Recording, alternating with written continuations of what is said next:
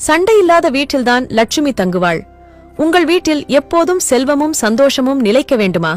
பெரும் பணக்காரரான ஒரு வியாபாரியின் வீட்டில் செல்வத்திற்கு பஞ்சமில்லை. எல்லா செல்வமும் அவர் வீட்டில் கொட்டி கிடந்தது. ஒருநாள் அந்த வியாபாரியின் கனவில் தோன்றிய மகாலட்சுமி, பக்தனே, நீயும் உன் முன்னோர்களும் செய்துள்ள புண்ணியங்களின் காரணமாகவே இதுவரை நான் உன் வீட்டிலேயே தங்கியிருந்தேன். நீ செய்த புண்ணியம் அனைத்தும் தற்போது தீர்ந்துவிட்டது. எனவே இன்னும் ஓரிரு நாளில் உன் வீட்டை விட்டு வெளியேற உள்ளேன்.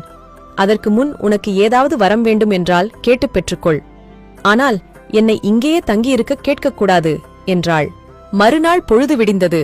வியாபாரி வீட்டில் உள்ள அனைவரையும் அழைத்து கனவில் நடந்தவற்றை கூறினார். மகாலட்சுமியிடம் என்ன வரம் கேட்கலாம் என்று அவர் தம் குடும்பத்தினரிடம் ஆலோசனை கேட்டார். ஒவ்வொருவரும் ஒவ்வொரு விதமாக ஆலோசனை கூறினர். ஆனால் அவர்கள் அனைவரும் ஒரே கருத்தையே வெளிப்படுத்தினர். நவரத்தினங்களை வரமாக கேளுங்கள், ஏராளமான பொற்குவியல்களை கேளுங்கள், நிறைய உணவுப் பொருட்களை கேளுங்கள், மாட மாளிகைகள் பலவற்றை கேளுங்கள் என்று அடுக்கிக் கொண்டே போனார்கள்.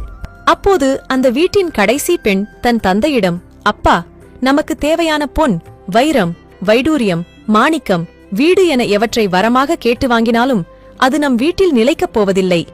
ஏனெனில் எப்போது நம் வீட்டிலிருந்து மகாலட்சுமி தேவி வெளியேறப் போகிறேன் என்று எப்போது கூறிவிட்டாளோ அவள் வெளியேறியவுடன் அவளது ஐஸ்வர்யம் பொருந்திய இந்த பொருட்களும் வெளியேறிவிடும் அல்லது நிலைக்காமல் போய்விடும். எனவே எப்போதும் எங்கள் வீட்டில் பரஸ்பரம் அன்பு நிலைத்திருக்கும்படி வரமருளுங்கள் என்று மகாலட்சுமி தேவியை கேளுங்கள் என்று கூறினாள். இளைய மகள் கூறியதே சரி என்று வியாபாரிக்கு தோன்றியது. அதையே இறுதி முடிவாகக் கொண்டு இரவு தூங்கச் சென்றார் வியாபாரி. அன்றைய தினம் இரவில் அவர் கனவில் மகாலட்சுமி தோன்றினாள். அவளிடம், அன்னையே, எங்கள் குடும்பத்தில் உள்ளவர்களிடம் எப்போதும் பரஸ்பரம் அன்பு நிலைத்திருக்க வேண்டும். இதுவே நான் உன்னிடம் கேட்கும் வரம்.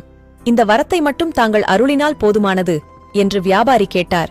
லட்சுமி தேவி சிரித்தபடி, மகனே, இப்படி ஒரு வரத்தை கேட்டு மீண்டும் உன் வீட்டிலேயே என்னை கட்டி போட்டு விட்டாய். எந்த குடும்பத்தில் ஒருவருக்கொருவர் பரஸ்பரம் அன்பு செலுத்தி வாழ்கிறார்களோ, எந்த குடும்பத்தில் சண்டை சச்சரவுகள் இல்லையோ, அந்த வீட்டில் நிச்சயமாக நான் இருந்தே தீருவது என்று முடிவு எடுத்துள்ளேன். எனவே நீ கேட்ட இந்த வரத்தால் மீண்டும் நான் உன் வீட்டிலேயே தங்கியிருந்து விடுகிறேன் என்று கூறி அங்கேயே தங்கிவிட்டாள்.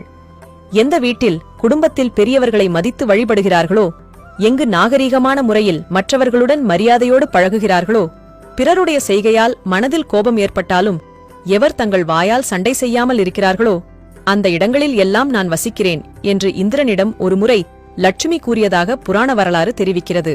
ஆகையால் லட்சுமி கடாட்சம் பெற விரும்புபவர்கள் சண்டை போடுவதை தவிருங்கள். எல்லாரும் எல்லா சுகங்களையும் பெற்று நலமுடனும் வளமுடனும் வாழ வாழ்த்துகிறேன். வாழ்க வளமுடன். அனைவருக்கும் பகிருங்கள். இதுபோல பயனுள்ள பதிவுகளுக்கு ஜே ஹெல்த் பக்கத்தை ஃபாலோ செய்யுங்கள். நன்றி.